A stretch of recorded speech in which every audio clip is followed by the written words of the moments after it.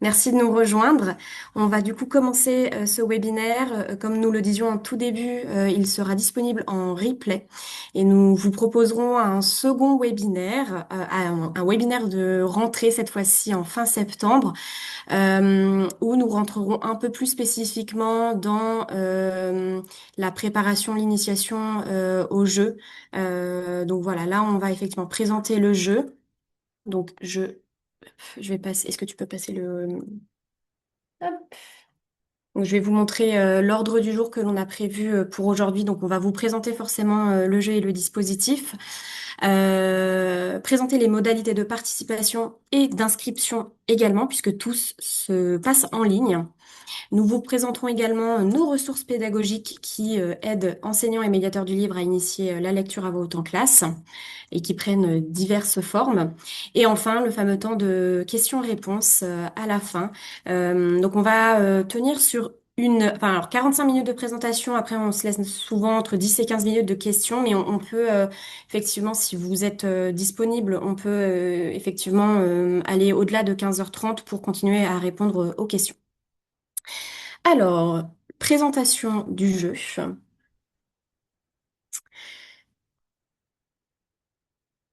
Donc, nous sommes un grand jeu de lecture à voix haute qui s'adresse aux classes de CM1 et de CM2, donc des élèves de 8-11 ans. Le concept est assez simple puisque chaque élève, sur les différentes étapes du jeu que l'on va vous présenter, doit réaliser une lecture à voix haute d'un extrait d'un livre jeunesse de son choix d'une durée de 2 à 3 minutes. Donc nous sommes un dispositif soutenu par les deux ministères, ministère de l'Éducation nationale et de la jeunesse et le ministère de la Culture. Et nous existons en fait depuis bientôt 15 ans. Nous arrivons sur nos 15 ans l'année prochaine. Un jeu qui a été créé à l'initiative d'Antoine Gallimard et du syndicat national de l'édition à l'époque. Et Antoine Gallimard étant toujours le président de l'association. Alors, quatre mots-clés pour définir notre dispositif, et ce sont des mots-clés qui ressortent auprès des enseignants et des participants. Donc un jeu qui est facile à mettre en place, un jeu qui est ludique puisque la préparation, les 6 premiers mois de l'année consiste à initier la lecture en classe. Donc effectivement, il y a beaucoup de partage au sein des groupes. Une opération qui est gratuite, il n'y a aucun frais d'inscription ou alors d'achat de livres à effectuer pour participer. Ça peut être à votre propre initiative pour le coup, mais en tout cas, nous, on ne le demande pas. Et c'est un jeu qui se veut 100% accessible, qui est, on va vous le montrer aussi, ancré au niveau de l'ensemble du territoire, mais aussi auprès de tous les élèves et de toutes les écoles, ce qui en fait une aventure pédagogique unique. Les bénéfices du jeu, donc forcément le premier, ça va être de développer le goût de la lecture chez les plus jeunes. Mais on associe à cela forcément plein d'autres compétences psychosociales chez l'enfant, donc qui va être oser prendre la parole en public, développer l'entraide, la solidarité et l'inclusion en classe, puisque comme je le disais, on a pratiquement 6 mois de préparation, d'échange et de partage. Et certains élèves se découvrent effectivement au sein de cette période-là. Donc il y a forcément une progression en termes de confiance en soi. Et aussi un autre pan et un autre bénéfice de notre jeu, c'est la découverte de toute la richesse de la littérature jeunesse. Et j'appuie aussi sur un autre terme, la richesse de la littérature jeunesse contemporaine. Alors, un peu long la citation, mais elle reprend effectivement toute notre ambition. Donc, nous avons un enseignant du Rhône qui nous a partagé son témoignage.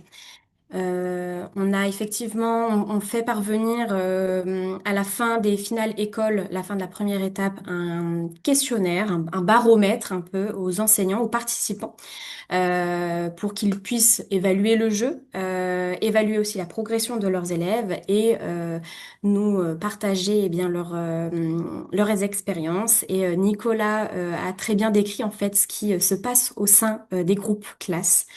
Donc voilà. Alors, nous allons à présent passer aux chiffres clés. Donc, l'objectif de cette partie qui sera courte, mais c'est simplement de vous exposer quels sont les chiffres, quels ont été les chiffres au cours des années précédentes et quels sont les chiffres cette année en termes de participation. Donc, pour que vous puissiez aussi constater la courbe de progression et la confiance que nous accordent les nombreuses classes qui s'embarquent voilà, dans le projet chaque année. Mais depuis effectivement 2020-2021, le jeu des petits champions connaît une progression très forte. Rien que l'année précédente, on a vécu une croissance d'à peu près 20%. Ce qui en fait au total, hein, sur les années de 2020 à 2025, une participation qui a quasiment quintuplé pour à peu près 9 534 classes inscrites cette année. Cette année, cette édition qui se conclut en tout cas. Donc voilà, on espère vous voir très nombreux et nombreuses à participer l'année prochaine. J'ajoute que ce chiffre inclut les classes qui participent à l'étranger, bien évidemment. Donc pour rentrer un petit peu plus, on va dire précisément dans ces chiffres, ce que ça représente en termes de participation sur l'ensemble des classes de CM1 et de CM2 du territoire, c'est à peu près 12,2% de classes participantes qui s'embarquent dans le jeu, enfin qui se sont embarquées dans le jeu l'année précédente, par rapport à 11% l'année précédente. Donc ce chiffre continue d'augmenter et notre objectif effectivement c'est que le plus largement possible, en fait, les classes sachent que ce dispositif existe, que notre jeu existe, et comme l'exposait Amélie tout à l'heure, qu'elles puissent s'y engager avec toutes les conditions qu'on expliquait de gratuité, voilà, de tout le caractère ludique que ça implique, de partage aussi au sein de la classe. C'est un jeu qui plaît de manière assez forte en zone rurale, dans le sens où 43% des écoles qui participent sont situées en zone rurale, 43,8 très précisément. Effectivement, enfin, ce qu'on a pu constater au cours des années précédentes, c'est que le fait que ça débute dans la classe, qu'il n'y ait pas besoin de se déplacer aussi, ce qui peut parfois être, on connaît les difficultés de déplacement en bus, les frais que ça peut engendrer au niveau des classes. Donc toute la première partie de l'inscription à la finale école se déroule dans votre école, dans votre classe. Elle peut être un petit peu hors les murs si vous décidez de mobiliser la médiathèque ou de mobiliser un lieu qui accueillera votre finale ou autre. Mais en tout cas, tout se passe dans votre école et ce n'est qu'après, dans les étapes suivantes, que le jeu finit par se déporter dans d'autres lieux pour les lauréats qui évoluent. Euh, Dans sa globalité, voilà, donc le jeu rassemble 13,6% d'écoles situées en zone REP ou REP+. Et enfin, hop, pardon, 90% d'écoles publiques, sachant que le jeu est ouvert aux écoles privées, publiques et, enfin, privées hors contrat et privées sous contrat. Et j'ajoute aussi que les inscriptions sont ouvertes pas que pour les écoles, les classes, mais également pour les groupes librement constitués par un médiateur du livre, un médiathécaire, une association. Donc voilà, vous pouvez faire l'inscription comme un enseignant sur le site et le calendrier est le même, les conditions sont les mêmes. Donc voilà. Pour continuer donc sur quelques chiffres et voilà, pour faire le tour un petit peu des régions de France, donc vous avez sous les yeux la carte de cette année et des classes participantes de l'année en cours, enfin de l'édition qui se conclut. Excusez-moi, j'y suis encore dans la donc comme vous le constatez, on a toujours eu une très forte participation des classes en Île-de-France, donc ce qui en fait forcément la région avec le plus de classes inscrites, mais aussi de par sa forte densité de classes en région. Et donc le Vin-et-Rhône-Alpes et la Nouvelle-Aquitaine, qui aussi sont des grandes régions, qui rassemblent beaucoup de classes qui sont participantes. Après, ce n'est pas forcément relatif du taux de participation dans la région, qui parfois est plus élevé. On a parfois beaucoup plus de classes sur la totalité des classes de CM1, CM2 du territoire qui sont inscrites. Je pense à des régions comme par exemple la Normandie, où on a un très fort taux de participation et d'engagement des classes à cet endroit-là. En tout cas, ce qui est certain, c'est que 100% des départements et des académies participent aujourd'hui aux petits champions de la lecture et qu'on espère que c'est un chiffre qui va continuer à croître. Et en Outre-mer, donc depuis quelques années, on observe une vraiment très très forte croissance des inscriptions. Donc elle était de 14% l'année précédente. et notamment en Polynésie française cette année où on a rencontré un très bel engouement. L'année précédente, nous avions eu une classe inscrite qui s'est démultipliée, qui a fait des petits, effectivement, jusqu'à 75 classes inscrites cette année. Donc voilà, l'engagement est très fort. Et l'année précédente, notre champion, Kenji, nous venait de la région Outre-mer. Donc voilà, un très bel engagement en Outre-mer qu'on espère également voir continuer de se développer. Alors, qu'en pensent les enseignants? Comme je le disais précédemment, chaque année, on fait suivre une sorte de formulaire baromètre aux enseignants participants, aux personnes ayant constitué un groupe pour qu'ils puissent évaluer l'expérience au sein de leur classe, de leur groupe et voir l'évolution aussi en lecture chez leurs élèves. Ça nous importe forcément.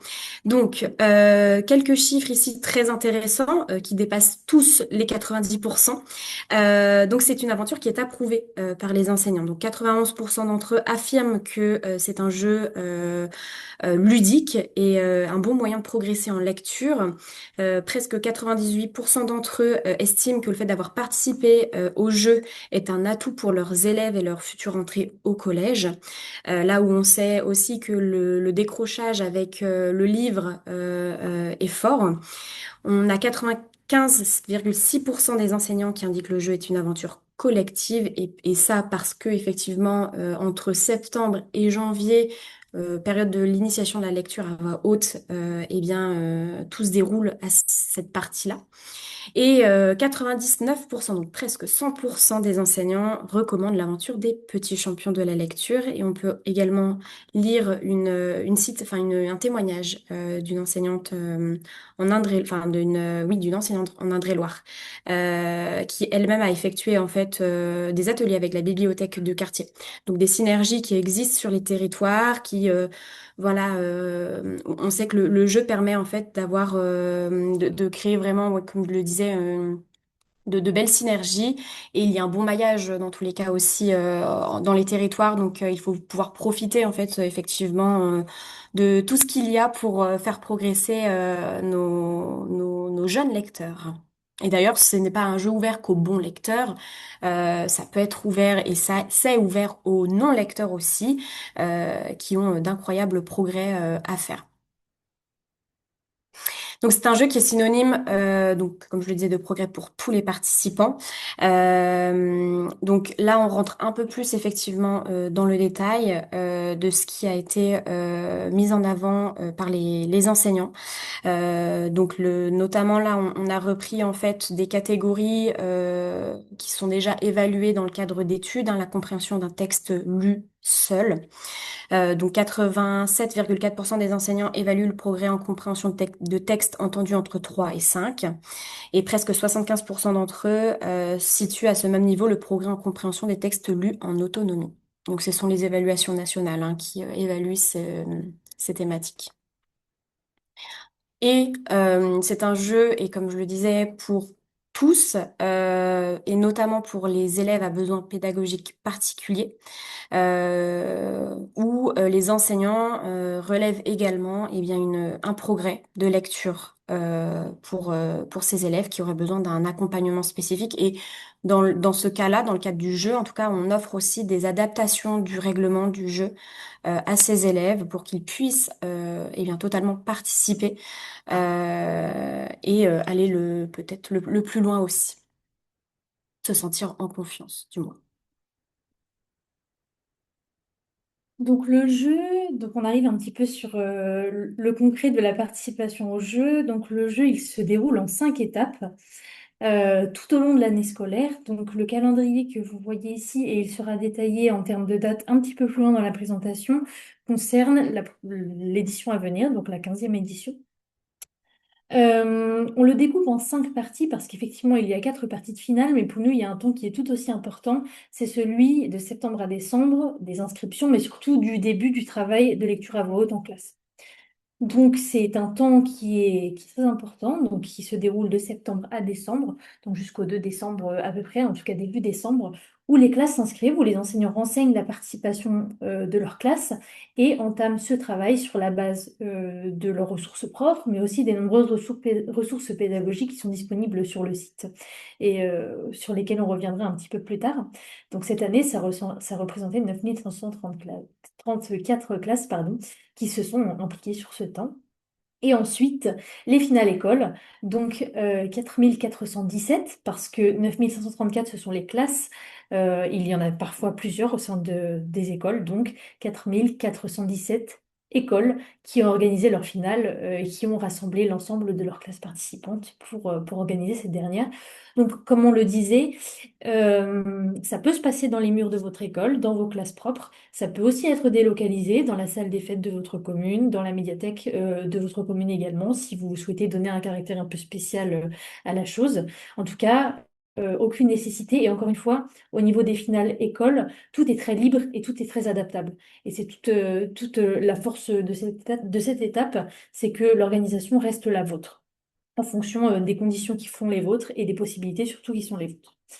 Donc, ces finales d'école, elles se déroulent entre décembre et janvier et elles vous permettent de déclarer, donc de décider et de déclarer vos lauréats ou votre lauréat. C'est un ou deux en fonction du nombre de classes inscrites dans votre école.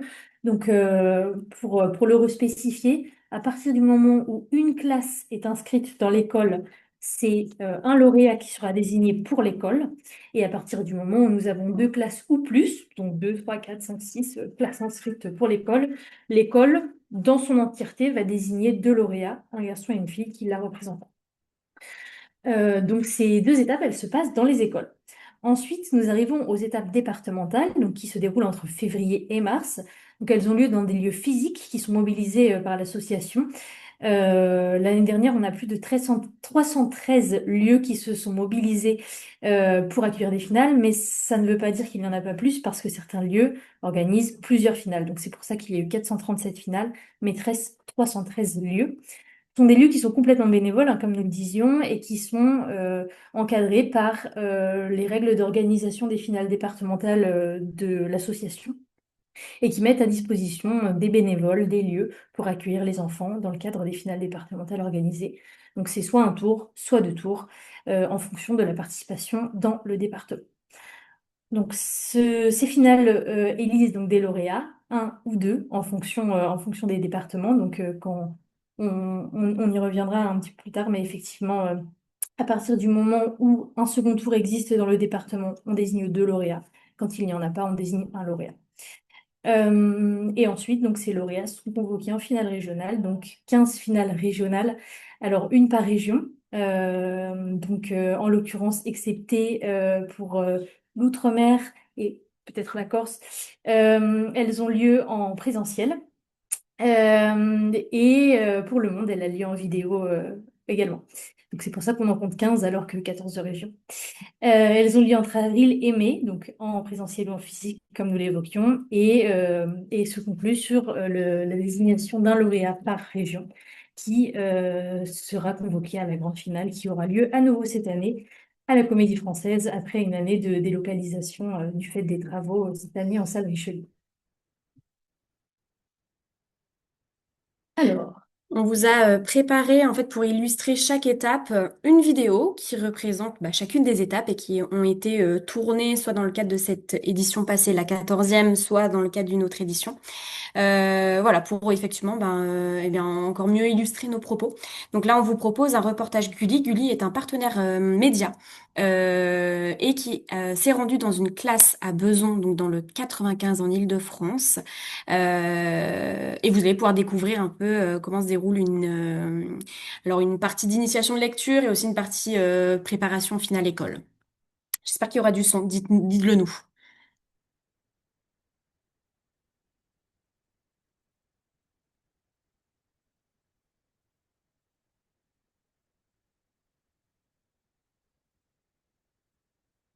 Pas de son. Et oui, ça ne pouvait pas marcher du premier coup. Alors attends. Et c'est peut-être à moi d'enlever mon micro. Hop, je te l'enlève.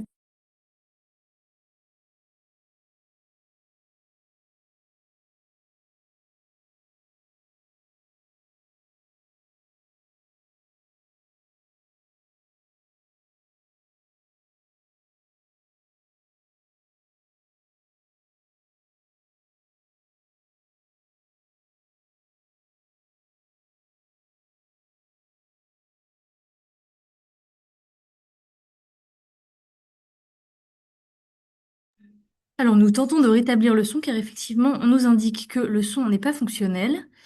Hop, plus. Non. Euh, c'est bizarre. Mhm. C'est dommage. Oui, et puis je vais avoir la honte de Max quand t'es là, c'est de faire c'est ce qu'on fait. Et souvent des virlanges Ok, et parfait, superbe. avec des mots un peu en rime. Il était une fois un homme de foi qui vendait du foie dans la ville de Foix. L'objectif, en fait, avec les virlangues, c'est effectivement de travailler la diction. On utilise des phrases ou une suite de mots avec des sons qui sont pas forcément faciles à dire pour les enfants. Il s'est débarrassé de ses survêtements. Échauffe-toi, ordonne l'entrée. Plus qu'un simple jeu, les petits champions de la lecture est un véritable outil pédagogique pour progresser tout en s'amusant.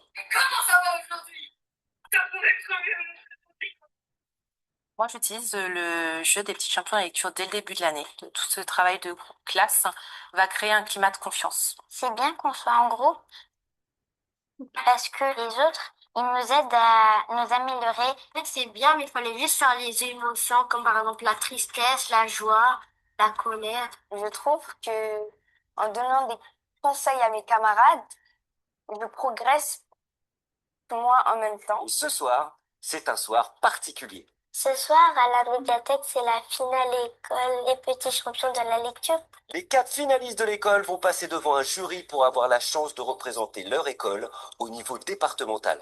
Le jour de mes 6 ans, maman m'a fait asseoir pour m'expliquer la différence entre les amis imaginaires et les amis réels. Très important pour moi qu'il y ait ma mère au public ce soir, parce que elle m'avait entraîné pas mal de fois, donc j'ai envie qu'elle voie les résultats de tout ça. Elle se tient tranquille. Elle ne fait pas de bruit. Elle reste là, bien sage. Pour moi, c'est pas mal de représenter ma classe. Sorcière, sorcière, prends garde à ton derrière. Après délibération, les 2 lauréats ont été désignés. Moi, je tiens à vous féliciter tous les 4 parce que c'était une très très très belle prestation. Et qui sait, nous retrouverons peut-être l'un des 2 lauréats pour la grande finale des petits champions de la lecture.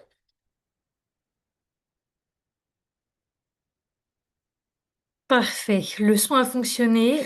Donc on est ravis que vous ayez pu en profiter malgré tout, donc qui est un très bon exemple effectivement de comment peut se dérouler une finale au sein d'une école et de tous ces moments de préparation qu'on évoquait en amont tout à l'heure. Alors, nous passons du coup à la deuxième étape, donc qui se déroule entre février et mars.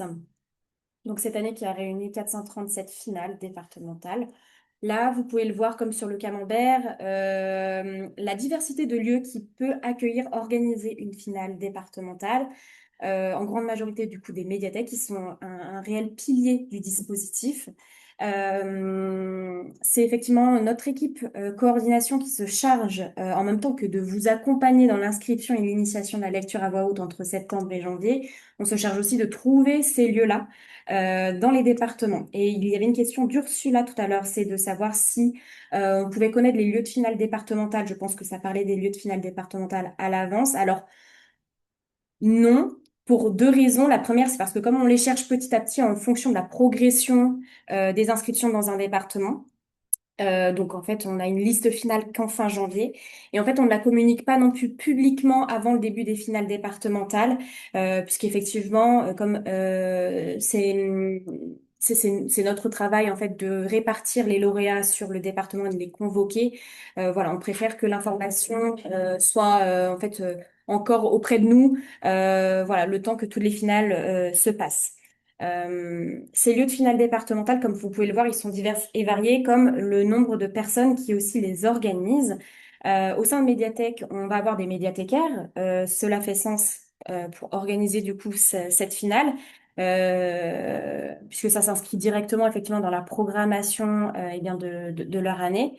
Dans les lieux communaux, par exemple, ce sont très souvent et majoritairement des enseignants qui ont participé et qui ont fait participer leur classe et qui se sont lancés dans cette aventure d'organisation de finales départementales et ont été dialogués avec la mairie pour obtenir une salle et organiser une finale départementale.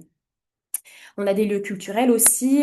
Ça peut être effectivement une personne de l'extérieur qui sollicite ce lieu-là pour avoir un espace effectivement qui répond à des besoins très simples, un espace sonorisé permettant d'accueillir à peu près entre 50 et 70 personnes minimum, est disponible sur 2 heures de temps et sur la enfin, sur l'agenda février-mars. Et des lieux scolaires. On a aussi des écoles qui ont la chance et l'opportunité d'avoir un espace assez suffisant pour accueillir ces finales et qui les mettent à disposition. C'est pas le sujet aujourd'hui, effectivement, de comment s'organiser une finale départementale, mais sachez qu'en tout cas, en tant qu'enseignant, vous pouvez être moteur dans la recherche de ces lieux de finale, parce je dis on va vous solliciter parce que c'est sûr, pour nous aider aussi, eh bien, à rentrer en contact avec les personnes et les lieux susceptibles de pouvoir accueillir une finale, sachant qu'on recherche des lieux de finale au plus proche, en fait, des bassins d'inscription dans le département. Et une chose aussi sur ces finales départementales, enfin, c'est hétérogène sur tout le territoire, dans le sens où effectivement ça dépend du taux de participation par département. Je prends l'exemple typique du Finistère où eh bien on a eu une trentaine de classes participantes, donc il n'y a eu besoin que de 3 lieux de finale départementale. Et l'exemple du Nord, le département et la région de Louana pour le coup, 11 finales départementales. Donc là, il y avait un système de second tour en plus, parce qu'effectivement, on ne peut pas tous loger l'ensemble des lauréats sur un seul et même lieu de finale départementale. C'est au maximum 20 lauréats par finale départementale et on les répartit au plus proche de leur école aussi. On a vraiment ce paramètre qui rentre en compte, c'est la proximité géographique et aussi l'agenda scolaire, puisqu'il n'y a aucune finale départementale qui se déroule pendant les vacances scolaires. Nous allons pouvoir passer à une seconde vidéo. Normalement, le son devrait mieux fonctionner. Donc, pour vous montrer comment s'est déroulée une finale départementale dans une médiathèque de l'Oise. Donc, je vous laisse avec la vidéo. Les médiathèques sont de superbes lieux pour voyager à travers les histoires. Mais ce sont aussi des lieux d'accueil de finales départementales des petits champions de la lecture, comme ici, dans l'Oise ou dans le Val-de-Marne.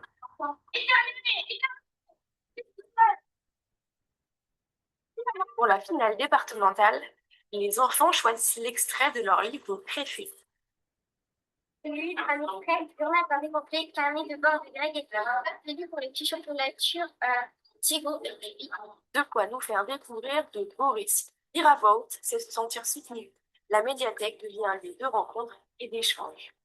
Les finales départementales des petits champions de la lecture, c'est donner aux enfants une place pour lire et redonner vie à la médiathèque. Merci aux organisateurs et aux organisatrices pour leur participation. Donc, comme vous le voyez, les finales départementales peuvent se dérouler en médiathèque. Nous avons une petite question de Ludivine qui permet de rebondir sur ce point. Aurons-nous des exemples de collaboration école-médiathèque, des témoignages, des projets mis en œuvre? Alors, pas dans ce webinaire. Toutefois, ce sur quoi je peux rebondir, c'est qu'en fait, très régulièrement, les écoles qui participent se mettent en lien avec la médiathèque la plus proche de chez eux, de manière à, par exemple, venir en visite pour être accompagné des médiathécaires ou des bibliothécaires pour le choix des ouvrages. Donc, ils peuvent être prescripteurs en ce sens des textes pour aider les enfants à choisir leur livre, leur extrait. C'est aussi une façon de mettre un pied dans la médiathèque aussi pour les enfants, hein. C'est quelque chose qui est de manière générale déjà fait par les enseignants au titre de la découverte voilà, des médiathèques par les enfants, par les scolaires, mais ça peut être fait dans le cadre des petits champions. De manière plus générale, la médiathèque est très souvent accompagnatrice de la participation des classes au jeu, c'est-à-dire que les ateliers de lecture à voix haute dont on parlait tout à l'heure, qui peuvent être organisés en classe, ils peuvent aussi être organisés dans le cadre et sous la supervision des bibliothécaires et des médiathécaires qui peuvent s'impliquer. Donc c'est typiquement ce genre de lien qui se noue très facilement entre les écoles et les médiathèques. Un autre élément, c'est aussi que très souvent, certaines finales écoles peuvent se dérouler dans les médiathèques dans le cadre des nuits de la lecture, qui ont lieu toujours à peu près au moment de la clôture des finales écoles. Donc, n'hésitez pas à créer ce type de lien. Les médiathèques en sont friandes et accompagnent très, très régulièrement et très fréquemment les écoles dans le cadre de cette participation. Les médiathèques. Donc, suite aux finales départementales, donc ce sont les finales régionales que nous évoquions tout à l'heure qui se déroulent. Donc, cette petite slide permet simplement de remettre en contexte un petit peu les lieux dans lesquels nous avons l'occasion d'être accueillis à ce titre.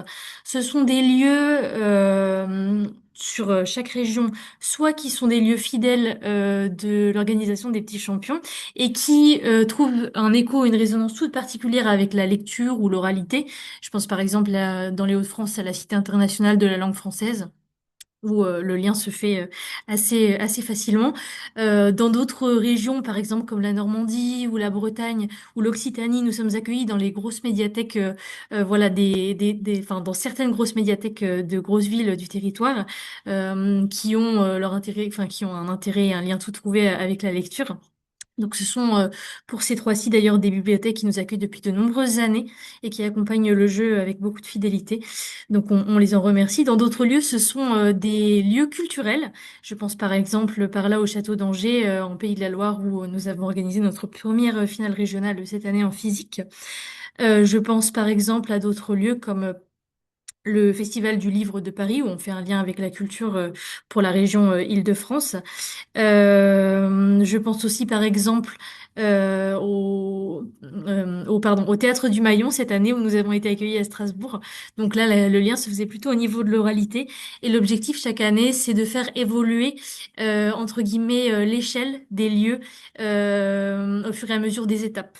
Donc parce que au terme de tout ça, comme nous allons hop, le découvrir sur la slide encore suivante, c'est la grande finale qui attend nos petits champions. Et donc, ce sont 800 personnes devant lesquelles ils liront sur la scène de la grande finale. Donc, l'objectif, c'est aussi que la gradation se fasse dans l'échelle des finales à leur endroit. Et également que ça leur permet de découvrir des lieux dans lesquels ils ne sont pas forcément déjà rendus, qu'ils découvrent la diversité des lieux culturels sur leur territoire. Alors, on ne l'a pas spécifié, mais c'est nous qui faisons aussi tout le travail alors, de répartition, certes, de convocation. Ce sont des convocations envoyées par mail. Et il y a une partie, enfin, nous aidons à cette troisième étape, les familles à se déplacer avec une enveloppe budgétaire. Donc voilà, on accompagne aussi financièrement à notre échelle ce déplacement, puisque pour certains, ça fait un peu de route, on en est conscient. Voilà, Effectivement, pour les finales régionales et pour la grande et la finale grande finale. à la fin de l'année. Et du coup, là, une autre vidéo, c'est un reportage cette fois-ci, France 3, qui s'est rendu à la finale régionale Hauts-de-France, alors pas cette année 14e édition, mais 13e édition, parce qu'effectivement, on a le déplacement de la presse quasi sur l'ensemble de nos finales régionales, mais aussi sur les finales départementales. Donc, on est Tout plutôt à fait. médiatisé. Ils ont entre 8 et 11 ans et Alors, c'est une vidéo YouTube, donc je ne sais pas si tu peux partager ton écran. Oui, je le partage tout de suite pour que vous puissiez en profiter. Hop, le voici.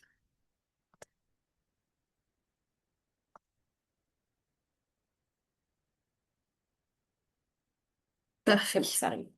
Ouais, ils ont entre 8 et 11 ans et manient les mots comme personne. Les petits champions de la lecture, un concours qui rassemble chaque année plus de 100 000 élèves à travers la France. Aujourd'hui, la Cité internationale de la langue française à Villers-Cotterêts accueillait la finale régionale.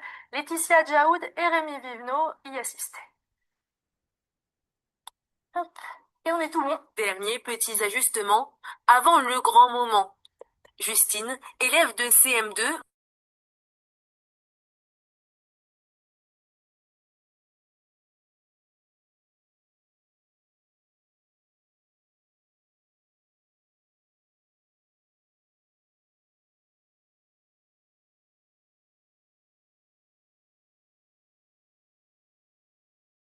public, sa maman attend son passage avec impatience. Je suis un peu stressée là. Non, bah, je suis super fière de ma fille, donc je croise les doigts très très fort et on verra bien. Alors encore, tu t'appelles sur terre. Qui n'a jamais rêvé d'avoir des pouvoirs magiques? C'est la 13e édition de ce concours annuel dont l'ambition est de promouvoir la lecture à voix haute dès le plus jeune âge. La caractéristique des championnats de lecture, c'est que c'est ouvert à toutes les écoles, toutes les classes, tous les élèves, qui peuvent avoir aussi des troubles 10, des troubles de l'attention, qui peuvent mal maîtriser la langue française, parce qu'ils sont allophones, etc.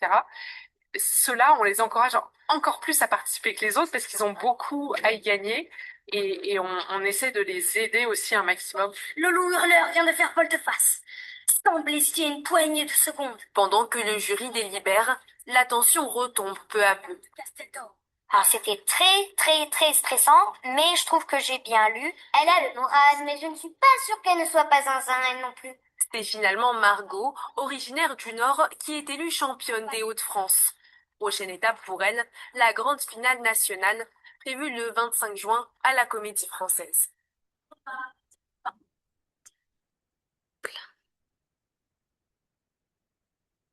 Alors, du coup, reportage de France 3.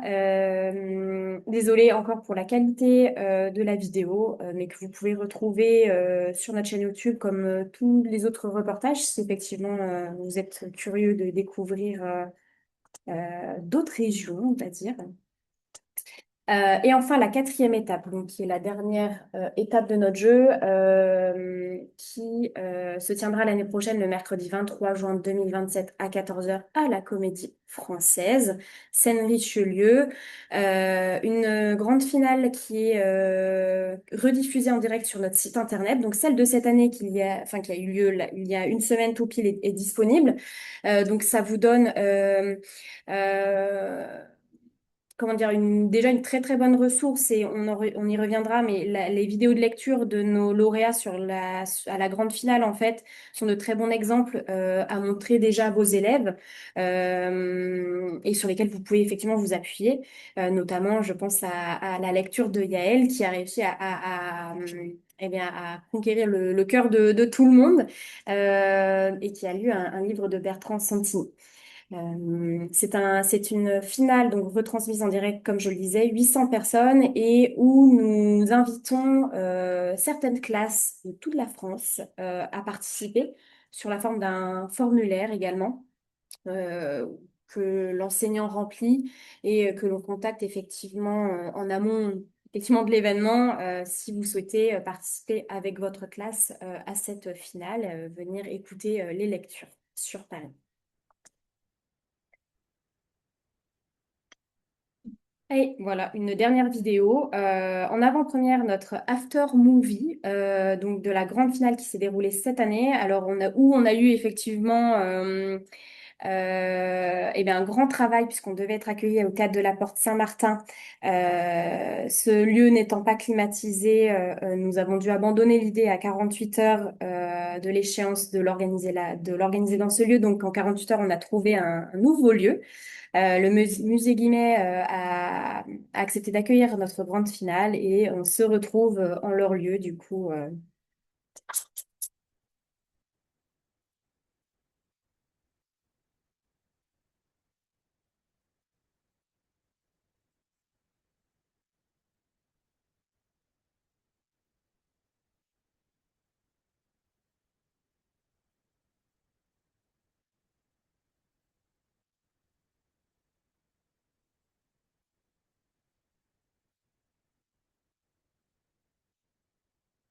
Toute lecture est une interprétation, même quand elle est silencieuse.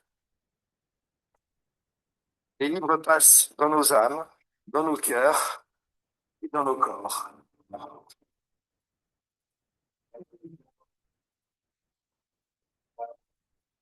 Suivant l'exemple de ses héros de prédilection, Brunhilde avait mené l'enquête. Soudain, une silhouette bien identifiable a surgi devant nous. Pixel n'avait connu qu'un seul jouet, dit plus communément Gigi. Je retourne sous la table achever ma corvée. J'ai mal au ventre. Le sucre, ou la trouille, ou l'émotion. Qu'est-ce qui se passe? Ils ont dit non pour la musique? Mon ami me jette un regard désespéré. Pendant une petite seconde, un malaise flotte sur les visages. On enfourche le vélo et on fonce au bois. Recule! Espèce de monstre!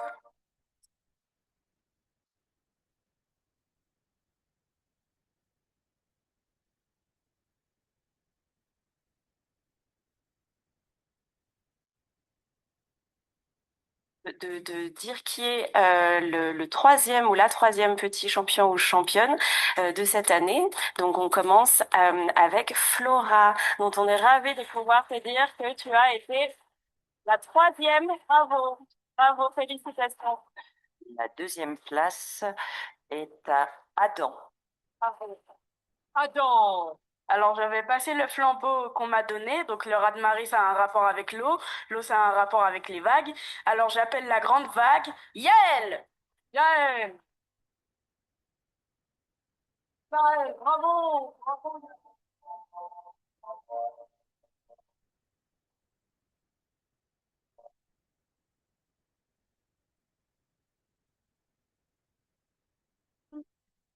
Donc voilà, en avant-première, un petit aperçu de la grande finale de cette année. Donc bon, voilà, vidéo qui sera diffusée très prochainement sur nos différents réseaux pour vous donner un petit goût de ce à quoi effectivement on peut s'attendre lors de cet événement. Alors, nous sommes dans notre deuxième point enfin, de notre webinaire, pardon. Donc, qui sont les modalités de participation et où on aura un focus sur les modalités d'inscription également sur notre site internet. Donc, le calendrier 2026-2027 de la 15e édition. Donc, les inscriptions débuteront le lundi 24 août 2026 sur notre site internet Les Petits Champions de la Lecture. Vous aurez la possibilité également d'inscrire ce projet sur Adage, puisque maintenant, cela permet d'ajouter la participation au jeu dans le parcours de l'élève et dans son LSU. À noter que l'inscription sur le site des Petits Champions reste indispensable pour valider la participation de l'école. Seule une inscription sur Adage ne fonctionne pas. Donc, soyez vraiment attentifs à bien être au moins inscrit sur notre site. On vous donnera nos coordonnées par la suite, mais notre équipe reste entièrement disponible pour vous aider dans l'inscription sur notre site, pour vérifier si tout est bon aussi.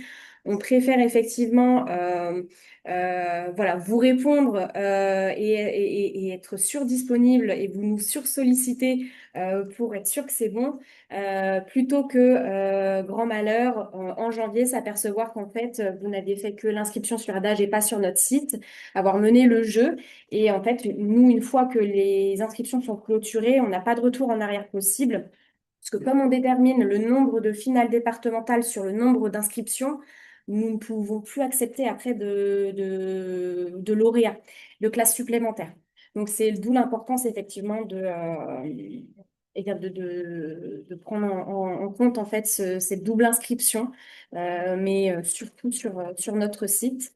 Et vous allez voir, l'inscription sur notre site est assez simple. Donc voilà, on vous a facilité les choses quand même.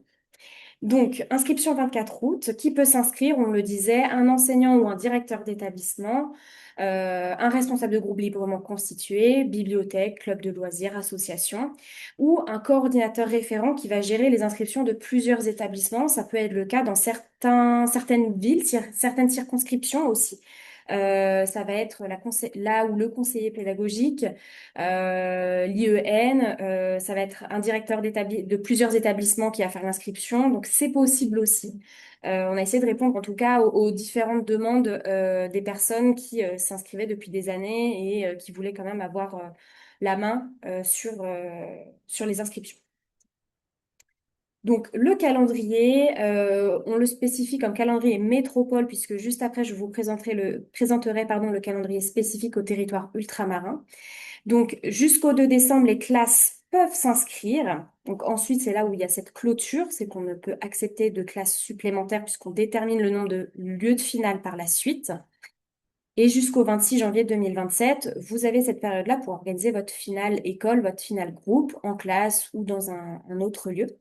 Et vous avez aussi comme mission de déclarer au plus tard le mardi 26 janvier le lauréat ou les lauréats de votre école que nous allons après convoquer sur l'épreuve départementale.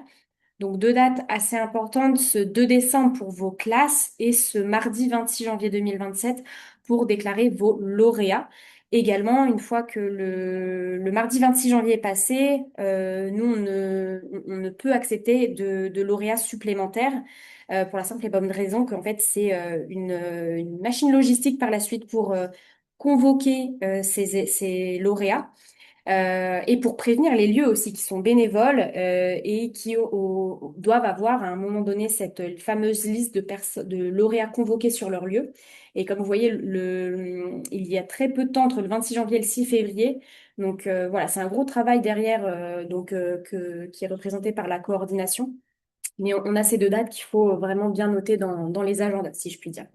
Donc, on se charge, nous, d'envoyer les convocations voilà, les 2 premières semaines de février pour l'ensemble des finales départementales. Donc, envoyé par mail au représentant légal et à l'enseignant. Vous nous aurez donné par ailleurs, lors de la déclaration du lauréat, eh bien, les coordonnées du représentant légal qui nous permettra de le contacter du coup par la suite. Finale départementale, après qu'elle se soit déroulée, nous avons les finales régionales, avril-mai 2027. Cette année, voilà, nous allons organiser la finale Corse en physique. Donc, on est à 13 sur 14 en format physique et l'outre-mer, pour des questions logistiques, restera en vidéo. Également des convocations envoyées par mail. Et enfin, le mercredi 23 juin 2027, la grande finale à Paris. Pour l'outre-mer, donc ça, on donne, enfin il y a une fenêtre un peu plus large pour déclarer notamment les lauréats, puisqu'il y a le calendrier austral qui est à prendre en compte. Toujours la date du 2 décembre pour inscrire toutes les classes, mais les écoles ont jusqu'au 12 février pour déclarer leurs lauréats. Mais également, on aura une fenêtre de 10 jours pour pouvoir convoquer l'ensemble des lauréats, puisque les premières finales vont se dérouler à partir du 27 février et jusqu'au 3 avril 2027. En mai, la finale régionale en vidéo s'organisera. Donc ça, c'est une finale régionale qui est coordonnée par l'équipe des petits champions au format vidéo.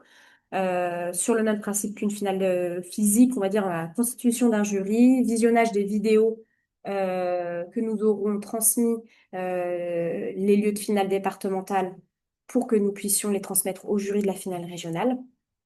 Et toujours le même principe, hein, le lauréat Outre-mer est invité à venir sur la scène de la Comédie Française le 23 juin.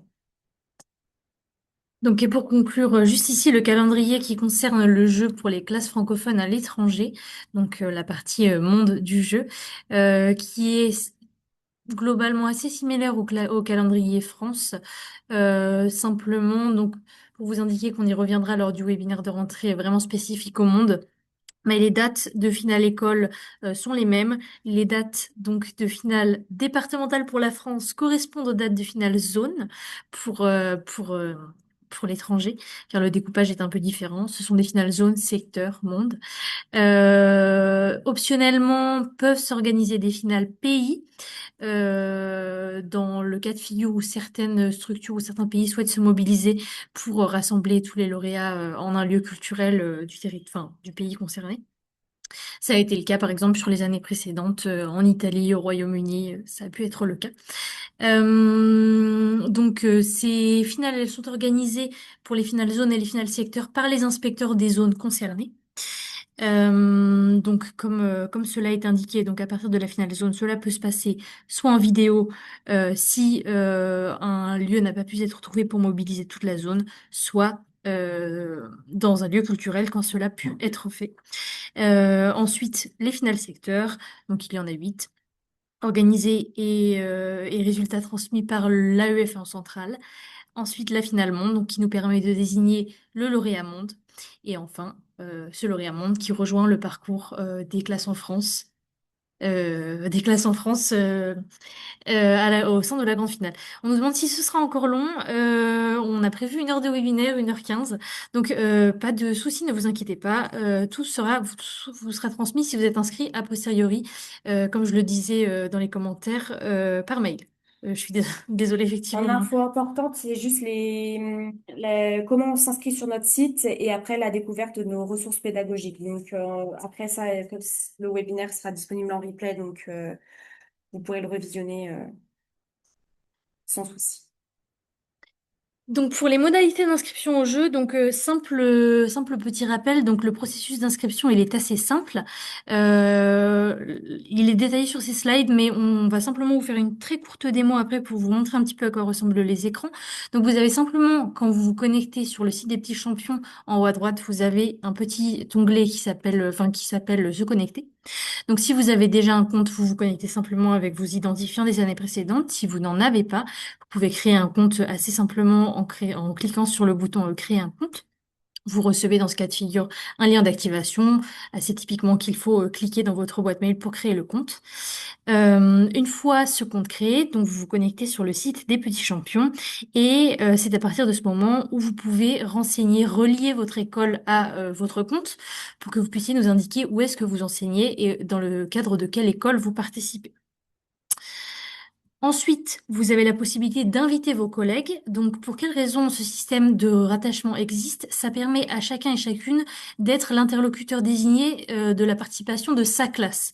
Il a pu arriver, et cela pourra être le cas si vous souhaitez vous organiser ainsi, qu'une seule personne gère les organisations de l'ensemble de l'école. Les inscriptions, pardon, de l'ensemble des classes de l'école. Cela est tout à fait possible. Cela signifie que la même personne sera notre contact pour l'ensemble des classes inscrites. Mais pour que chacun puisse être l'enseignant désigné de sa propre classe, il faut que chacun soit rattaché à l'école et que chacun et chacune crée sa propre classe. Ce qui nous permet un petit peu plus facilement sur la suite des étapes de vous adresser les mails qui concernent votre classe. Dans le cas de figure inverse, si un seul référent est désigné pour l'ensemble des classes, c'est cette même personne qui recevra toutes les informations qui concernent toutes les classes. Donc c'est parfois un petit peu plus compliqué au niveau de la transmission des informations. C'est pour ça que cela a été fait ainsi. Donc les deux systèmes existent. Soit la première personne qui s'est rattachée à l'école invite ses collègues en renseignant leur adresse mail, soit les collègues qui ont déjà créé un compte sur le site demandent, en recherchant l'établissement dans la liste des établissements existants, à être rattachés à l'école. Et dans ce cas-là, la personne qui est déjà inscrite sur l'établissement reçoit un mail pour lui permettre de valider le rattachement de son collègue. Donc assez simplement, la chose peut se faire dans les deux sens. Et effectivement, pour que vous soyez référent de votre propre classe, il faut que ce soit vous qui la créiez. Et donc à terme, donc une fois ces petites étapes effectuées, simplement vous n'oubliez pas de créer votre ou vos classes. On a eu la question un petit peu plus haut dans le chat. Il faut vraiment que toutes les classes inscrites de l'école, participantes de l'école, soient inscrites. C'est très important dans le sens où ça détermine le nombre de lauréats qui sont possibles. C'est ce que nous indiquions plus tôt. Quand une classe est inscrite, on a droit à un lauréat, et quand on en a deux ou plus, on a le droit on a droit à deux lauréats. Donc, vraiment, n'oubliez pas de créer vos différentes classes si vous en avez plusieurs qui participent pour que vous puissiez déclarer le bon nombre de lauréats à terme. Donc, je vais simplement vous montrer un petit peu à quoi ça ressemble rapidement en termes d'écran pour que vous puissiez le constater. Hop.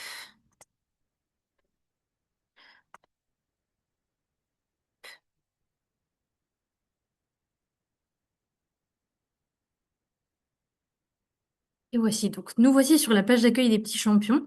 Donc juste ici, en haut à droite, vous avez un onglet Mon compte. Donc ici où vous renseignez effectivement, par exemple, votre email, votre mot de passe. Hop. Donc là, en l'occurrence, hop, voici. Je me connecte avec mon compte test. Donc ici, vous tombez sur cet écran, vous avez effectivement deux boutons, je participe au jeu et j'organise une finale. Donc vous êtes dans le cas de figure où vous êtes participant, vous participez au jeu. Cet onglet sert aux personnes qui souhaitent se déclarer comme organisateurs de finale départementale et qui souhaitent accueillir une finale. Vous pouvez être les deux, c'est pour ça que les deux figurent comme possibilité sur votre compte. Quand je clique sur Je participe au jeu, donc je tombe ici, soit je participe en France, soit je participe à l'étranger. Si je souhaite participer en France, j'ajoute mon école ici. J'ajoute soit une école, soit un autre type d'établissement, dans le sens où, comme nous le disions plus tôt, des groupes librement constitués peuvent participer. Donc, ils ne font pas partie du référentiel de l'éducation nationale et donc doivent saisir toutes leurs informations de manière manuscrite, enfin tapée. Quand vous participez au sein d'une école, donc le site est relié au référentiel de l'éducation nationale. Et donc, vous pouvez simplement chercher à partir d'un code postal votre école. Par exemple, mettons, hop, je me rattache à cette école. Cette école était déjà inscrite au jeu l'année dernière, mais n'est pas encore active pour l'année en cours. Et donc là, ça signifie que je suis la première personne qui me rattache à cette école pour l'année. Je clique sur m'associer. et je tombe sur cette page. Donc, il signifie que là, ça y est, je me suis attachée à mon école. Donc, à partir de ce moment-là, je suis la personne je suis l'un des référents de cette école. Donc, pour inviter mes collègues, c'est juste ici, comme nous le disions tout à l'heure. Donc, j'ai juste à cliquer sur inviter un collègue, je renseigne ses informations et dès lors, lui reçoit un email pour créer son compte s'il ne l'a pas encore fait ou simplement pour se connecter s'il a déjà un compte. Et dans l'autre sens, ils peuvent le faire également. Hop, je rafraîchis. Et donc là, m'apparaît l'onglet Mes classes. Donc c'est là, comme vous voyez, le petit message, le petit message en rouge, le petit warning qui l'indique. Donc bien penser à rajouter ces classes. Donc mes classes, elles sont là. Je clique sur Créer une classe. Je renseigne simplement mon niveau, mon effectif et l'éventuel nom de la classe. Si on a des CM2A, des CM2B, ça permet parfois de se distinguer. Et dès lors, hop, mettons que je mets un 2, hop, je mets un nom, j'enregistre. Hop, et la classe apparaît dans mes classes. Donc, elle apparaît comme validation en cours car notre équipe derrière vérifie les inscriptions de chacune des classes. Et dès que notre équipe aura validé votre classe, elle apparaîtra comme inscription validée et vous recevrez un email en parallèle pour vous indiquer que c'est le cas. Et dès lors, votre classe est validée et sa participation est bien active. Donc voilà. Si je recrée une autre classe sur ce compte, si par exemple je veux participer, je veux inscrire la classe de mon collègue, je peux le faire. C'est simplement que le référent, ce sera aussi moi. Pour que le référent attribué soit bien mon collègue, il faut qu'il le fasse depuis son propre compte. Voilà. Et c'est ici plus tard, donc on pourra déclarer sa date de finale école si on le souhaite et déclarer ses lauréats à terme quand on les aura choisis. Ok. Alors, on pourra revenir sur cette partie inscription et on y reviendra lors du webinaire de rentrée. En tout cas, il existe un tuto comment s'inscrire aussi, donc ça c'est disponible sur notre chaîne YouTube. Et encore une fois, vous pouvez nous solliciter par mail ou téléphone au moment de l'inscription si vous avez un doute ou des difficultés. Oui, les classes de multiniveau sont acceptées. On sait très bien que dans certaines écoles, on a du CE2, CM1, CM2. Donc c'est possible. Vous n'allez pas pouvoir renseigner directement un triple niveau. Par contre, enfin, renseignez-le comme un CM1, CM2. Et c'est ce que je pouvais répondre à l'une d'entre vous. Il faudra toutefois que l'élève lauréat ou les élèves lauréats soient issus du niveau CM1 ou CM2. Et non, l'inscription à ce webinaire ne compte pas comme création de compte, hein. Surtout, inscrivez-vous et recevez les emails de confirmation pour vérifier que vous êtes bien inscrite. Alors, les inscriptions ouvrent le lundi 24 août. Donc, on ne peut pas l'inscrire maintenant. Donc, les CE2 ne peuvent pas participer en tant que tels, c'est-à-dire qu'ils ne pourront pas être élus lauréats. Par contre, ils peuvent participer à l'initiation de la lecture à voix haute, sans souci. On a des écoles qui font participer, toute l'école d'ailleurs, aux petits champions de la lecture. Et officiellement, ils savent très bien que c'est que les CM1 et CM2 qui peuvent être élus en fait lauréats de l'école. Alors, pour les ressources pédagogiques, on arrive à notre dernière partie, donc à retrouver sur notre site internet également dans l'onglet ressources. Et là, on va revenir en détail un peu sur tous les formats que l'on peut vous proposer. La première étant les fiches pédagogiques sur comment initier la lecture à voix haute en classe. Et pour cela, on s'est allié à une comédienne, une formatrice de lecture à voix haute, Aude Biren, donc qui a rédigé 6 fiches pédagogiques. À prendre d'ailleurs dans cet ordre-là, numéro 1, 2, 3, 4, puisque elle estime qu'il faut d'abord travailler la prise de parole devant les autres avant de commencer à travailler un texte avant de choisir un extrait. Elle prépare aussi sur la fiche numéro 6 à gérer son stress et donc à donner des exercices pour se relaxer et se concentrer. C'est d'ailleurs un de nos enjeux ici au Petit Champion de la lecture, c'est vraiment préparer les élèves à cette aventure pour générer le moins de stress possible et à gérer surtout ses émotions. Donc, ces fiches-là sont accompagnées par des vidéos tutos et aussi un webinaire en replay sur notre site, sur notre chaîne YouTube, pardon. La playlist littéraire, donc que vous pouvez retrouver, parce qu'il y en a plusieurs, on en édite une chaque année, à raison donc une fois par an. Donc là, on va réunir un comité de sélection indépendant de libraires, d'enseignants, de médiathécaires qui vont lire plusieurs ouvrages de maisons d'édition et en sélectionner 15 comme étant les meilleurs romans de la littérature jeunesse contemporaine. C'est un petit livret qui est édité vers courant avril et qui va être disponible pour la rentrée. Et ce sont du coup les livres qui ont été lus la semaine dernière lors de la grande finale. Donc, vous aurez du coup un livret consultable sur Internet. Vous aurez l'audio aussi, puisqu'on en a fait des podcasts, et vous aurez la vidéo aussi qui pourra accompagner, puisque comme on évalue l'enfant sur et sa technique de lecture, sa posture et son expressivité, du coup avoir voilà le visuel et l'audio, c'est d'autant mieux. Donc, c'est un guide. Ce n'est pas une obligation de choisir le livre dans cette sélection, mais ça peut fortement aider effectivement plusieurs élèves qui ne sauraient quoi choisir. Et comme je le disais, depuis l'année dernière déjà, on le propose en format podcast de 3 minutes de lecture à voix haute. C'est une bonne façon d'entrer dans la lecture aussi et de décrypter aussi, de décoder, on va dire, les textes. Donc depuis cette année, donc nous avons lancé en année pilote le projet des petits champions de l'écriture. Donc je voyais un commentaire plutôt dans le chat qui évoquait le fait qu'à partir d'effectivement du choix du lauréat, donc c'est-à-dire en janvier, la classe était moins impliquée dans le processus de préparation. Alors c'est vrai et pas vrai en même temps, dans le sens où on se rend bien compte dans la réalité des faits que les classes emmènent leur petit champion, celui désigné sur toutes les étapes suivantes au cours de sa progression et que effectivement le travail de lecture à voix haute ne doit surtout pas s'arrêter effectivement à la finale école et doit continuer bien après. Cependant, afin effectivement de proposer un projet commun qui puisse continuer de rassembler la classe à partir du moment où son représentant est désigné, et donc où effectivement le parcours est tout de même plus individuel, nous avons mis en place cette année les petits champions de l'écriture, dont l'objectif aussi de corréler lecture et écriture dans un projet au long cours tout au long de l'année.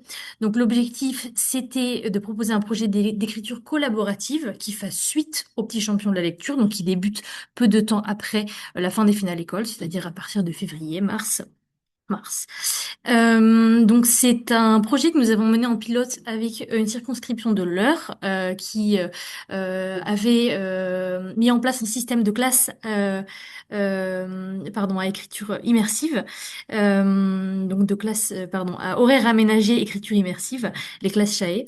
Avec objectif, donc, sur la base des ouvrages lus par les élèves, par les finalistes du podium de l'année précédente, donc de se plonger dans la lecture des textes, puis d'en dérouler des textes écrits en commun sur la base donc de ressources pédagogiques qui ont été créées en collaboration avec du personnel de l'éducation nationale, donc des enseignants, des conseillers pédagogiques, des inspecteurs, mais aussi également les éditeurs de ces ouvrages. Donc c'est un projet qui se déroule un petit peu en 3 étapes. Une première étape où on lit le texte, ensuite où on écrit individuellement sur la base de propositions, des fiches pédagogiques ont été créées en ce sens, et ensuite la rédaction d'un écrit long collectif au sein de la classe. Donc, comme vous le voyez, ces fiches pédagogiques, elles ressemblent à ce que vous avez à l'écran juste là. Donc, elles sont divisées en 5 feuilles de route. On les appelle plutôt d'ailleurs des feuilles de route clés en main. Donc, comment d'abord on explique le projet à sa classe, comment est-ce qu'on choisit le livre ensemble et comment on réfléchit autour. Comment ensuite on propose d'écrire individuellement autour de celui-ci. Comment ensuite on rédige collectivement. Et ensuite, comment on valorise la production, l'écrit final qui aura été réalisé. Donc ça permet de mener ce travail au long cours en classe. Et à côté de ça, pour accompagner les premiers temps de découverte du texte, on a des fiches de lecture qui existent pour chacun des 3 ouvrages du podium. Donc c'est ce que vous avez sur la droite qui permettent à chaque élève de rédiger son ressenti avec des questions guidées, des petits exercices à la fin, donc des lanceurs d'écriture individuels. Donc voilà. Et à terme, ce qu'on propose, nous, donc c'est pas un jeu. Au même titre que les petits champions de la lecture, l'association ne va pas l'accompagner avec différentes étapes comme elle le fait pour les petits champions de la lecture. L'objectif, c'est que ce soit un projet aussi en autonomie. Cependant, l'association récolte toutes les productions qui auront été réalisées à terme et les intègre à une plateforme de partage nationale pour que toutes les classes qui ont participé puissent découvrir les productions des autres classes impliquées.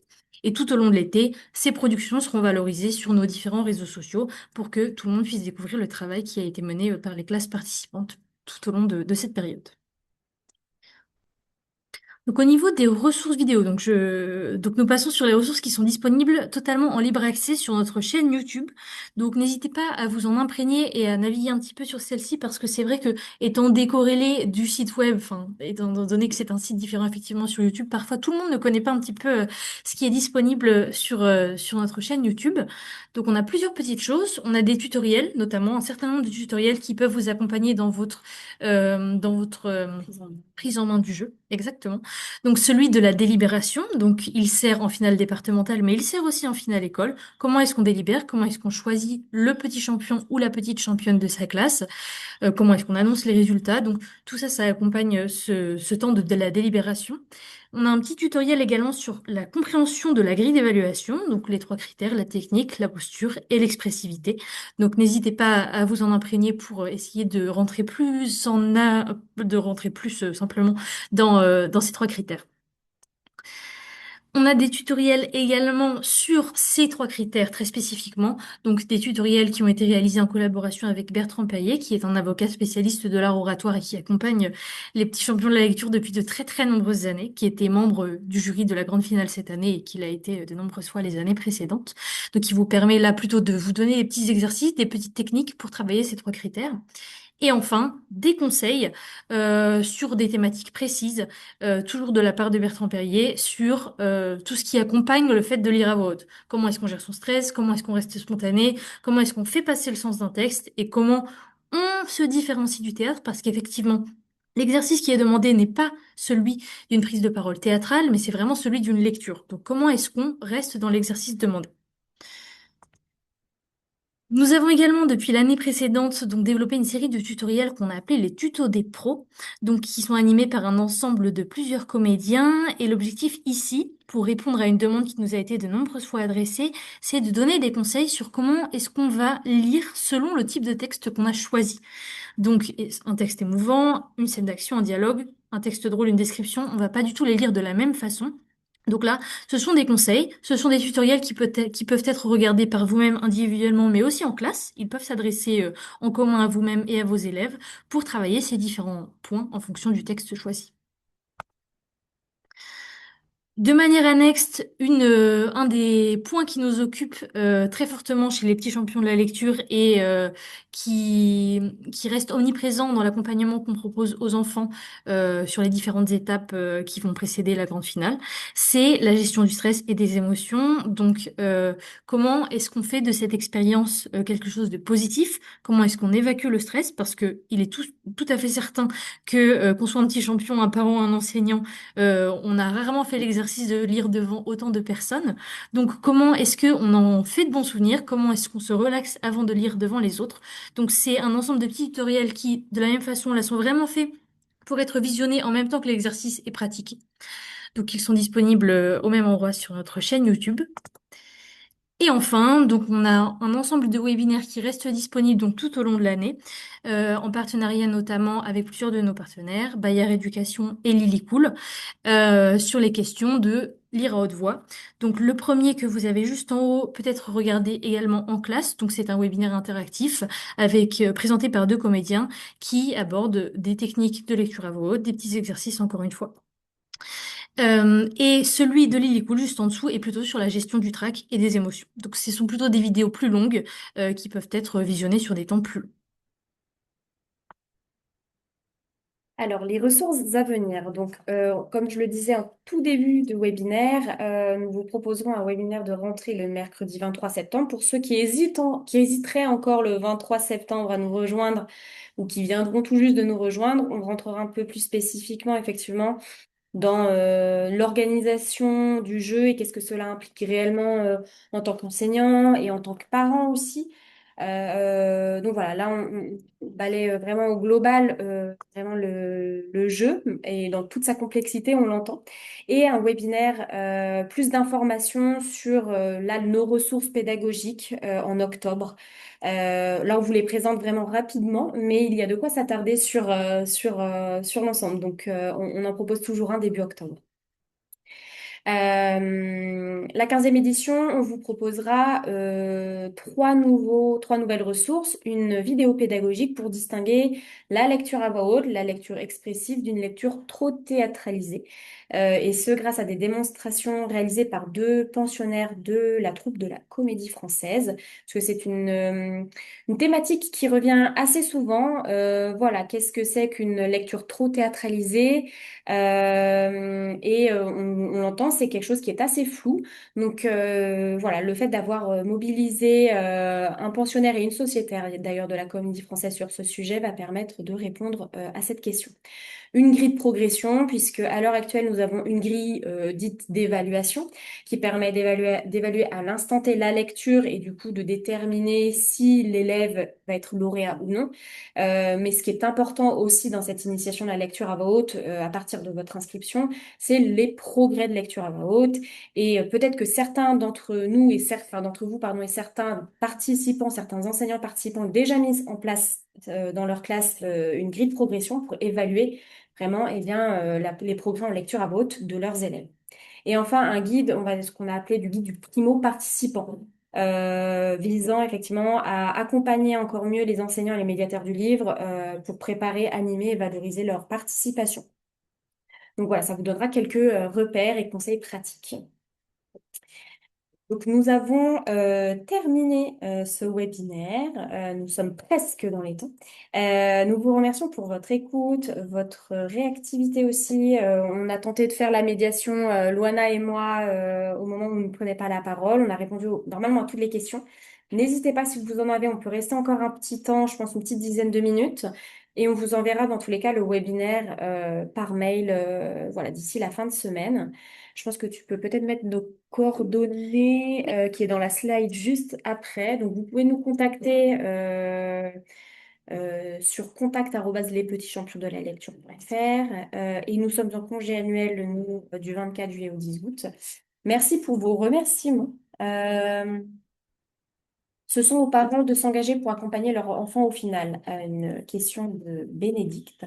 Alors oui, ça implique les parents au niveau de la finale départementale, puisque c'est à eux d'envoyer leurs enfants à ces finales départementales, régionales et à la grande finale. Alors, on n'oublie pas les enseignants, bien entendu, sur l'ensemble du jeu, mais ça les implique forcément à un moment donné, puisque ça implique des déplacements.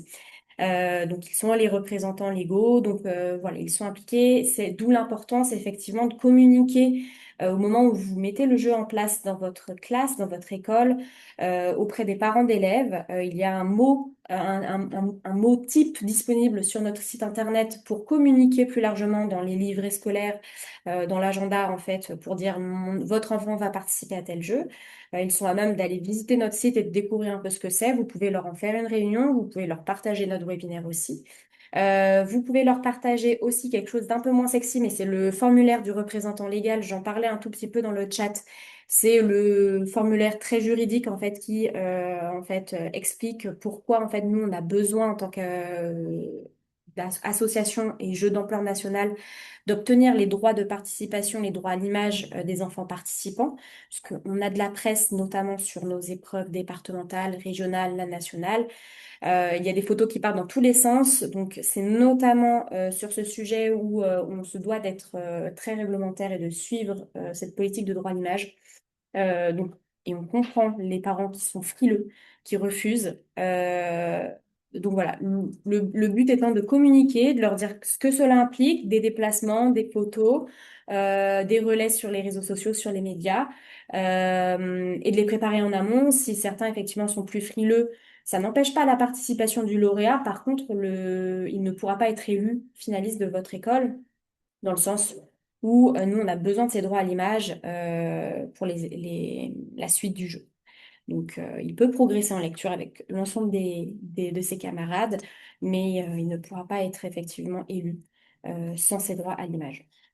Alors, tout simplement pour rebondir sur effectivement ce que disait Amélie, donc de toute façon, au moment où vous déclarez votre lauréat, c'est-à-dire d'ici fin janvier, il vous est demandé de renseigner l'adresse email du représentant légal, car ce dernier doit procéder à la signature de ce formulaire. Et donc, c'est sur la base voilà, de ce mail que lui est transmis la demande de signature, etc. Donc, à partir de ce moment, le parent commence à être de toute façon averti sur la participation de son enfant et ce à quoi il participe. Nous avons plusieurs petites questions dans le chat. Qui choisit le finaliste de chaque classe? Donc, au niveau des finales écoles, ce sont plusieurs modalités qui sont possibles. Donc, soit effectivement, vous décidez, vous, en tant qu'enseignant, d'être la personne qui va désigner le finaliste de votre classe, ce qui est une modalité qui peut exister, qui n'est peut-être pas la plus collaborative. Vous pouvez aussi décider de constituer un jury, comme ils vont en rencontrer sur les étapes suivantes. Donc, il peut être constitué à la fois d'adultes, à la fois d'enfants.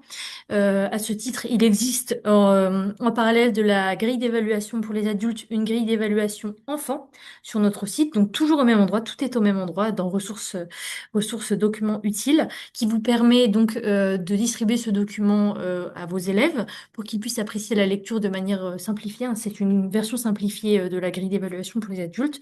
Soit, troisième modalité, vous décidez que c'est la classe qui choisit son lauréat. Et dans ce cas-là, vous pouvez n'utiliser que la grille d'évaluation enfant ou enfant plus vous en tant qu'adulte. Toutes les modalités sont possibles et c'est aussi toute la flexibilité que permet le format de la finale école. On a plusieurs questions sur les liens pour s'inscrire au webinaire de septembre. Donc, de toute façon, ils seront envoyés à l'ensemble des personnes qui étaient inscrites l'année dernière. Ça, pas d'inquiétude. Ils seront également envoyés à l'ensemble des personnes qui sont inscrites à ce webinaire. Donc, les liens des deux webinaires que nous avons évoqués plus tôt. Autre question, pouvez-vous préciser la taille de l'extrait qui doit être choisi par l'élève? Alors, on l'évoquait en tout début de webinaire, donc c'est pas tant la taille de l'extrait qui doit être privilégiée, c'est la durée. En fait, l'objectif est que chaque enfant choisisse un extrait qui dure entre 2 à 3 minutes, donc à lui effectivement de choisir un extrait qui rentre effectivement dans ce temps, plus ou moins 10 secondes, hein. Effectivement, l'important, et c'est très important de le souligner auprès des enfants, le timing est important pour créer une homogénéité des participations pour qu'on n'ait pas des enfants qui se retrouvent à lire 10 minutes et d'autres 1 minute. Mais surtout, ne vous retrouvez pas un chronomètre à la main en train d'arrêter un enfant dans sa lecture. C'est vraiment pas du tout l'objectif. Voilà, 2 à 3 minutes, plus ou moins 10 secondes. Et on avait une petite question sur est-il possible d'introduire l'extrait par une petite présentation en amont? Oui, c'est possible, c'est prévu dans le règlement. Il me semble que c'est 20 secondes. Oui, oui, oui. 20 secondes à peu près de présentation où l'enfant peut choisir soit de se présenter lui, soit d'expliquer pourquoi il a choisi ce livre, soit de résumer son livre. Totalement libre à lui. Ce n'est pas un temps qui doit compter dans les 3 minutes de lecture. Le même extrait doit être lu tout au long du jeu. Alors, très bonne question. L'élève est libre de choisir son extrait, son livre, sur les 3 premières étapes du jeu. École départementale régionale. Il est libre de changer aussi sur ces différentes étapes. Et d'ailleurs, nous invitons à ce qu'il le change aussi d'une étape à une autre, notamment entre départementale régionale où ça laisse un peu plus de temps de préparation, puisque, et j'y reviendrai après ce que je voulais venir, la quatrième étape, la finale nationale, on est sur une attribution d'un livre de la playlist littéraire qui sera établie en avril prochain. Donc, si ce n'est pour la quatrième étape, où le livre est attribué par l'équipe des petits champions sur les 3 premières étapes. L'élève peut garder le même et c'est là où on invite à ce qu'il puisse le changer à la régionale, notamment parce qu'on remarque que forcément, à force de lire le même livre, enfin le même extrait, notamment l'enfant devient excellent et c'est ce que l'on espère, mais a plus de risques aussi de faire du par cœur, ce qui n'est pas du tout en fait l'exercice que l'on demande, puisque du coup ça risque de se déporter sur une lecture un peu théâtrale, une lecture de par cœur. Il y a quand même dans la posture le fait que l'enfant regarde le livre public aussi, on l'entend, mais qu'il y a un équilibre entre les deux. Et puis dans tous les cas, c'est aussi toujours très bien qu'il puisse découvrir un autre ouvrage, un autre extrait, voilà, pour le préparer encore mieux à justement peut-être à une attribution sur la quatrième étape. Pour remonter un tout petit peu dans les questions, donc on nous demandait si on pourrait envoyer un rappel pour l'inscription à partir du 24 août. Donc de la même façon que pour les liens du webinaire, de toute façon, on fera un rappel à toutes les personnes qui étaient inscrites l'année précédente et même plus largement. Donc pas d'inquiétude, de toute façon, vous serez mis au courant de l'ouverture des inscriptions à nouveau. Et sur une autre thématique, en parlant du stress, est-il arrivé à des collègues qu'un élève refuse de participer à la finale école? Alors, je ne suis pas un collègue, mais je me permets de répondre à cette question. Ça peut arriver. Nous ne pensons pas qu'il faille forcer un enfant à participer à la finale école. Par contre, inciter tout le monde à participer dans les temps de préparation à la finale école, ça c'est très important. Certaines écoles fonctionnent sur un principe de volontariat, c'est possible aussi, mais on vous invite dans la mesure du possible à impliquer tous les élèves et ensuite, si certains ne le souhaitent pas forcément à participer à la finale école, mais que ce temps de préparation en commun et de progression commune puisse servir à tous en amont. Il y avait une question sur le type d'ouvrage non autorisés. Ne sont pas autorisés manuels scolaires, les paroles de chansons, bandes dessinées, mangas, documentaires, pièces de théâtre, recueils de poésie, textes non publiés ou ceux qui vont être écrits par un élève, par exemple. On a des questions de ce type.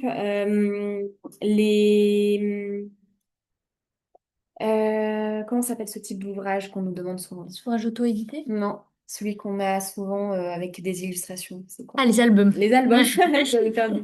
Les albums sont autorisés si la taille et les dessins ne desserrent pas le texte. On a remarqué effectivement que plus le livre est grand, donc comme un album, plus cela dessert aussi bah, la position de l'enfant et le fait qu'il tourne une page. Donc forcément, ça peut le couper dans sa lecture. Et aussi un album.